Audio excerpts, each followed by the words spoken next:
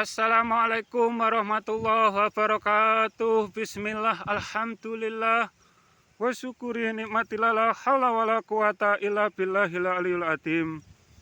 Al-Mahdi tidak merasa punya musuh atau memusuhi. Imam Al-Mahdi hanya menegakkan agama Islam sejati. Imam Al-Mahdi tidak merasa ada agama lain selain agama Islam, karena semua nabi beragama Islam atau satu tauhid, satu Tuhan, satu tujuan. Walau syariat yang diajarkan para nabi berbeda-beda, akan tetapi satu tujuan, mencari ridhonya Tuhan. Syariat atau hukum fikih memang dapat berubah-ubah dalam situasi yang memang memungkinkan untuk diubahnya, dan bahkan mungkin wajib diubahnya, seperti pernikahan anak Nabi Adam, dan mungkin dapat terulang lagi seperti pernikahannya anak Nabi Adam. Mungkin suatu saat ada sepasang astronot yang nyasar ke planet lain dan kehabisan bahan bakar dan terputus komunikasi, dan mau tidak mau harus tinggal di planet lain, dan kebetulan ada sumber untuk kehidupan, dan seterusnya sampai mempunyai turun dan seterusnya. Al-Mahdi tidak merasa punya musuh karena Al-Mahdi hanya menjalankan kewajibannya sebagai penyeru saja, tidak lebih. Urusan diterima apa tidak bukan urusan Al-Mahdi, karena yang dapat membuka atau yang mengasih iman atau hidayah itu wenangnya Tuhan. Al-Mahdi menyeru agar umat manusia kembali ke Islam sejatinya, atau Islam yang menjadi bekal manusia dilahirkan ke muka bumi ini. Imanmu surgamu.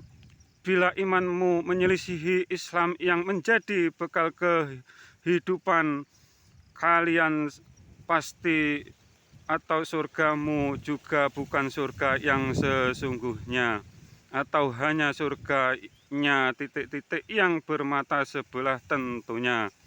Sama dengan yang kalian imani hanya satu sisi ayat, dan yang tidak iman dengan seruan ayat, pasti yang disembah berhala yang tersimpan di hati atau pikirannya.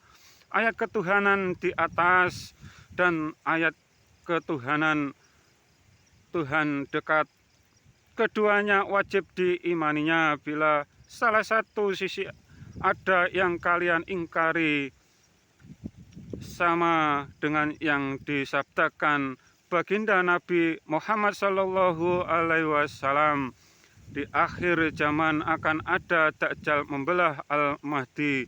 Al-Mahdi terbelah itu kiasan, yang artinya para pengingkar sisi ayat yang lain dan hanya iman satu sisi ayat saja yang disebut penegak tauhid atau Imam Al-Mahdi yang pertama Nabi Nuh, dan beliau harus kehilangan istri dan anaknya yang disayanginya. Yang demikian menunjukkan bahwa iman itu tidak dapat dipaksakan, atau iman itu pemberian dari Tuhan dan menjadi wenangnya Tuhan. Siapa saja, siapa yang dikasih dan tidak. Akan tetapi iman hidayah itu untuk dicari, seperti dicontohkan baginda Nabi Muhammad SAW melakukan ritual di gua 15 tahun baru dikasih wahyu atau Iqra, dan kita sebagai umatnya wajib bersanadlah kepadanya melalui Sayyidina Ali, karena beliau disebut pintunya ilmu. Iman hidayah untuk dicari, bukan hanya dinanti lalu datang sendiri. Yang mencari saja belum tentu mendapatkan, apalagi yang ogah-ogahan. Teruskan dan luruskan dan rapatkan barisanmu ke samping maupun ke depan.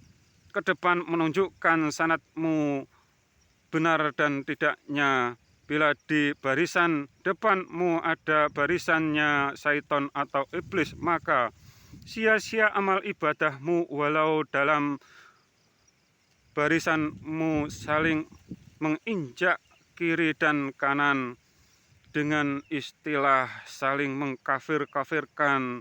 Bila salah iman, amal ibadahmu mendapatkan surga yang tidak melalui hisab, atau surga yang KW, yang punya mata sebelah. Pembeda zatnya Tuhan dengan Dajjal 180 derajat, atau makhluk pasti bukan Tuhan, Tuhan pasti bukan makhluk. Sifatnya juga wajib berbeda. Zatnya Tuhan tidak menyelisihi 99 asma sifatnya, maha segala-galanya dan maha sempurna dan kesemuanya. Kalau tidak demikian, bukan Tuhan. Yang pasti yang kalian sembah hanya berhala yang tersimpan di hati atau pikiranmu saja. Bila salah iman, amal ibadah, wassalam.